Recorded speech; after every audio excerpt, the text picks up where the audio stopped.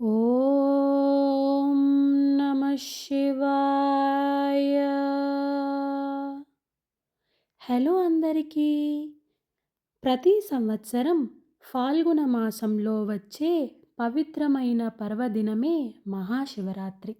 ఇది సాధారణ రాత్రి కాదు. ఇది శివతత్వాన్ని గుర్తు చేసే రాత్రి. ఈ రాత్రి భగవాన్ శివుడు తన భక్తుల ప్రార్థనలను విశేషంగా ఆలకిస్తాడని పురాణాలు చెబుతున్నాయి. అందుకే భక్తులు ఉపవాసం చేసి జాగారణ చేస్తూ శివనామ స్మరణలో లీనమవుతారు. ఇప్పుడు మనం 3 ప్రత్యేకమైన శివ కథలు తెలుసుకుందాం. మొదటి కథ, శివపార్వతుల వివాహం. పూర్వకాలంలో పార్వతీదేవి శివునినే భర్తగా పొందాలని దృఢ సంకల్పంతో కఠిన తపస్సు చేసింది. చలిలో, ఎండలో, వర్షంలో ఏ కష్టం వచ్చినా ఆమె తపస్సు ఆగలేదు. ఆమె హృదయంలో శివునిపై ఉన్న నిర్మలమైన భక్తి మాత్రమే. ఆ భక్తికి కరిగిపోయిన పరమేశ్వరుడు పార్వతిని భార్యగా స్వీకరించాడు. శివపార్వతుల పవిత్ర వివాహం జరిగిన రాత్రే ఈ మహాశివరాత్రి. ఈ కథ మనకు చెప్పేది ఏమిటంటే, నిజమైన భక్తి, సహనం, త్యాగం ఉంటే దైవ అనుగ్రహం తప్పక లభిస్తుంది. రెండవ కథ, సముద్ర మదనం. నీలకంఠుడు అను పేరు ఎందుకు వచ్చింది? దేవతలు, అసురలు అమృతం కోసం సముద్ర మదనం చేసినప్పుడు ముందుగా బయటకు వచ్చింది హాలాహలం అనే భయంకరమైన విషం. ఆ విషం 3 లోకాలను నాశనం చేసే శక్తి కలిగి ఉంది. దేవతలు భయంతో శివుని శరణు కోరారు. లోకాన్ని కాపాడటానికి శివుడు ఆ విషాన్ని ఏ సందేహం లేకుండా తాగాడు.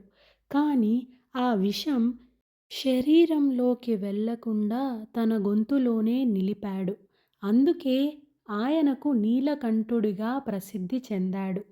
ఈ సంఘటన మనకు నేర్పేది, పరుల కోసం తానే బాధను భరించేవాడే నిజమైన దేవుడు. మూడవ కథ, అజ్ఞాన భక్తుడి కథ. ఒక అడవిలో ఒక పేద వేటగాడు రాత్రి విశ్రాంతి కోసం ఒక చెట్టెక్కాడు. ఆ చెట్టు కింద ఒక శివలింగం ఉంది అని అతనికి తెలియదు. రాత్రంతా వేట జంతువులు వస్తాయేమో అని జాగారణ చేస్తూ చెట్టుపై నుంచి ఆకులు రాలుస్తూ ఉన్నాడు. అవి బిల్వపత్రాలై శివలింగంపై పడుతున్నాయి. అంతేకాదు, వేటగాడి దగ్గర ఉన్న నీరు శివలింగంపై పడింది. అతనికి తెలియకుండానే శివాభిషేకం, బిల్వార్చన, జాగారణ కూడా పూర్తయ్యాయి. ఆ అజ్ఞాన భక్తికి శివుడు కరుణ చూపి మోక్షం ప్రసాదించాడు.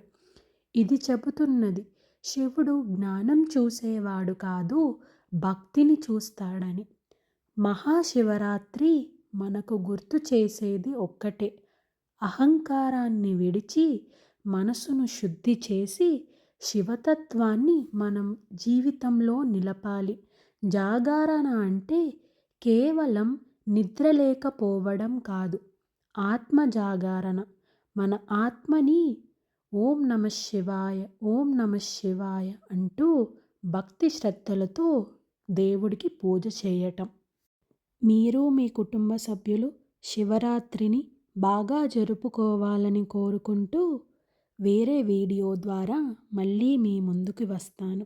సర్వే జనా సుఖినో భవంతు, లోకా సమస్తా సుఖినో భవంతు. ఓం నమః శివాయ.